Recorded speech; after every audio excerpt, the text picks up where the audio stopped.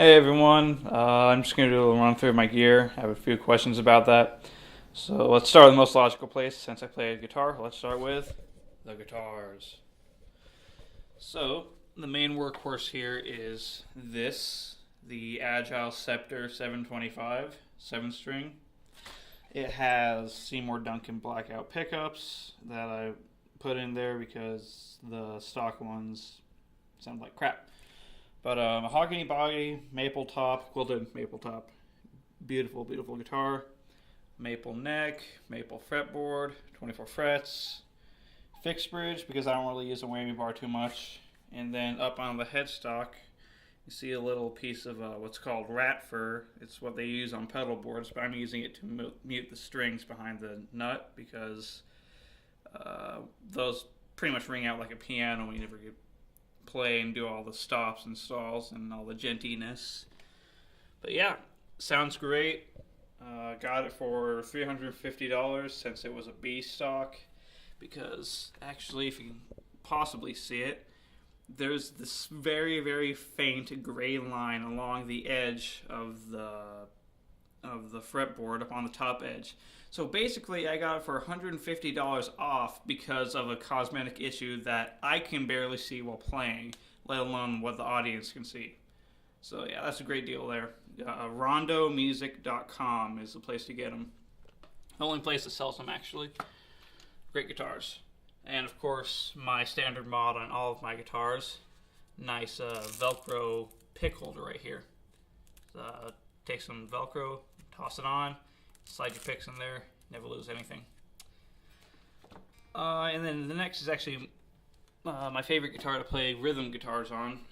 This is this PRS SE Standard, signed by Dweezil Zappa, right there.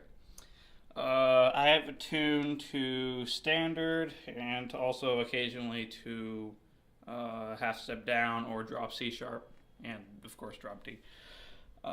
Sounds great. Once again, mahogany body. This is, I believe, a mahogany neck 2. Rosewood fretboard with the moon inlays. 22 frets, so it's fairly minimalist. Stock pickups. And of course the pick mod. Graphtec nut. Oh, and also the Agile has a Graphtec nut on there. The Tusk, I believe is what they're called. Great guitar, stays in tune pretty well. My workhorse bass, the PV Grind 5-string with Samus on the back because I'm a nerd. 5 strings, 24 frets. Unfortunately, the bridge pickup is actually broken. It's like there's a wire disconnected inside of there, but it doesn't work. But whatever, I mostly only use that neck pickup anyways because I like the Colin Edwin full of bass and low mids tone. I have no clue how to pronounce what kind of wood it's made out of for the wings, and there's a mahogany and maple on the neck with a rosewood fretboard. The guitar that I have the most sentimental value to is my OLP John Petrucci Signature. It's a fantastic guitar. Had Schaller locking tuners put on it. Pick mod, rosewood fretboard, maple neck, alder body in this beautiful rose red sparkle burst. Stock pickups sound a lot like Marzios. And I also took off the speed knobs and put on some regular number knobs because I like those better. Have it blocked down, so you can see there, and also I have lots of tissue paper shoved into the cavity to mute all the springs for all the stops.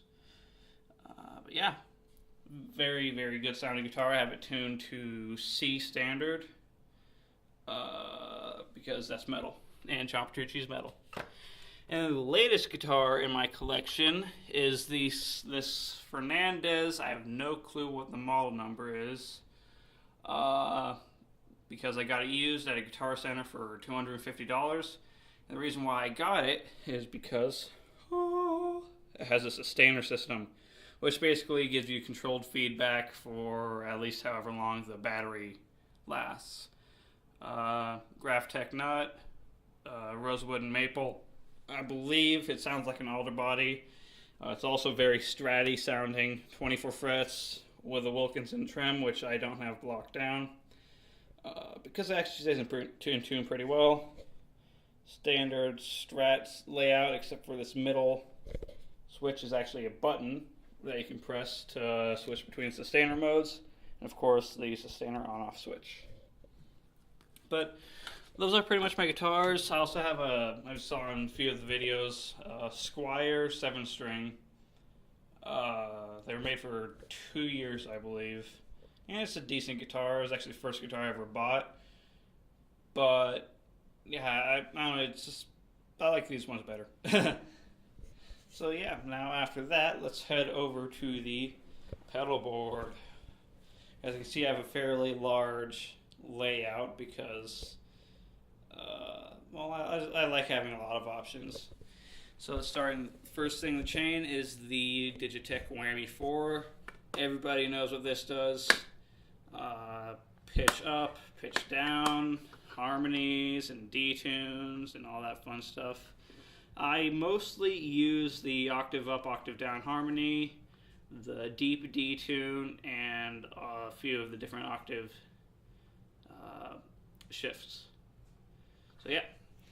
And then we have a Boss V-Wah. Got this for $60 at a pawn shop.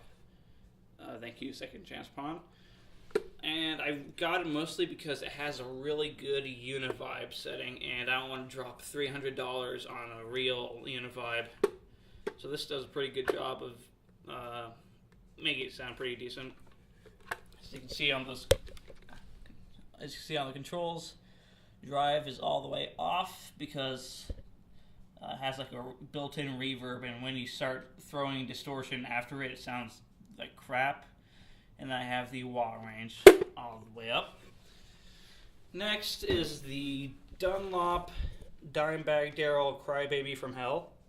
Fantastic wah pedal, probably my favorite wah pedal ever, because nothing else can really handle all the high gain stuff that I like to do. You have your selector switch back here. You have a on-off boost setting. Just I use it to drive a few pedals a little bit more. And then you also have all of your other controls back there. Great sounding, really cuts through. Next is the infamous Boss DS1 distortion pedal. Sounds like crap. I think I actually have a broken one, because even if I have a volume all the way up and the drive all the way up, I actually get a little bit of a signal cut. And I tried messing around with it, nothing really happens. I don't use it too much anyways because it sounds like a DS1. I don't remember why I got it. Whatever. And then, I believe one of the greatest pedals of all time, the Digitech Bad Monkey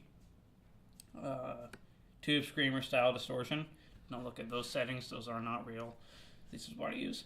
And I actually don't use it alone. I use it in conjunction with my Metalzone for like a solo gain boost. I don't really need a level boost when you play in a power trio, but it just helps me get a little bit more sustain and a little bit more crunch whenever I need it. Ibanez TS9. It's a TS9. What more can you say about it? The pedal that's on most of the time is the Boss Metalzone MT2. A lot of people give this pedal a lot of crap because it sounds like a Metalzone, but most people take their mid-range and cut it. I don't know why people like to cut their mid-range and scoop out their mids. It sounds like crap. You have no note definition, and when you start playing with a band, you can't even hear yourself. So as you can see, I like to bump up my higher mids, just because it. Actually, I talked to Steve Morse at a NAMM show, and that's what he told me to do, and it worked to get better tone. Behringer bass chorus sounds like crap, and I love it. Plastic case, but I don't know, it gives a really Alex Lifeson-y sound. Here we go. Then the Boss TU3 chromatic tuner. As you can see, you can switch between the normal tuner style. You can also go to the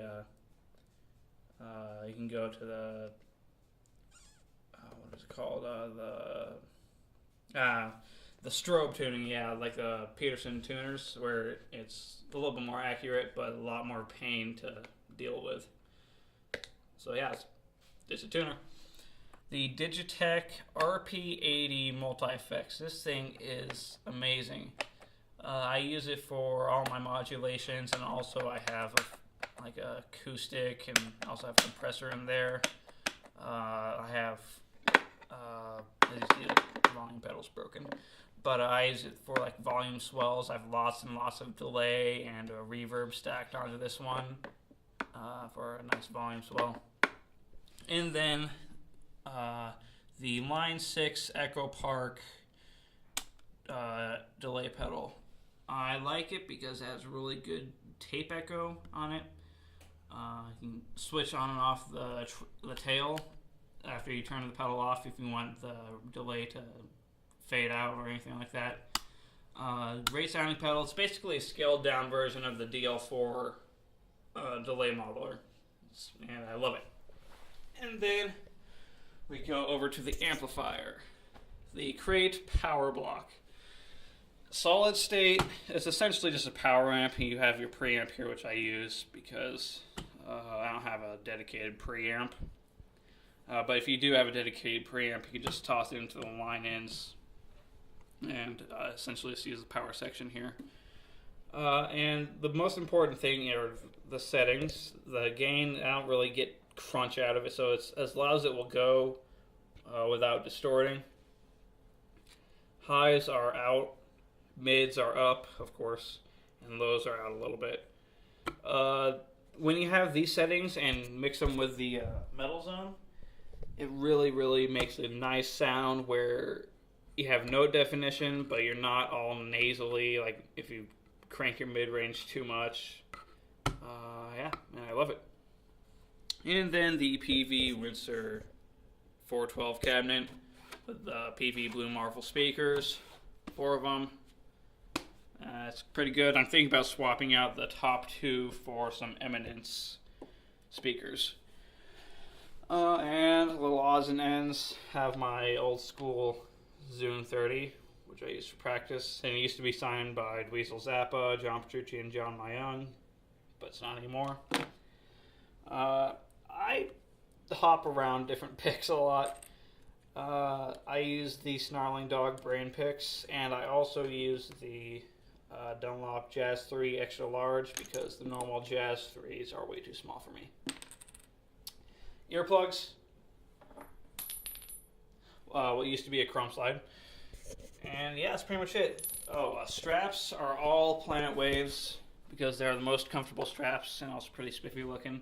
See, there's the Dragons, one of Joe Satriani's, another of Joe Satriani's, and then a nice little card thing. Dunlop locking strap locks for the Agile, the PRS, and the OLP, and then Schaller on the Fernandez because no store around here had any of the Dunlops at the time. But yeah, that's pretty much it. And of course, as standard, fingeries. So I hope you liked my little rant. Anything else? Oh yeah, cables are EWI. So yeah, there you go. Laters.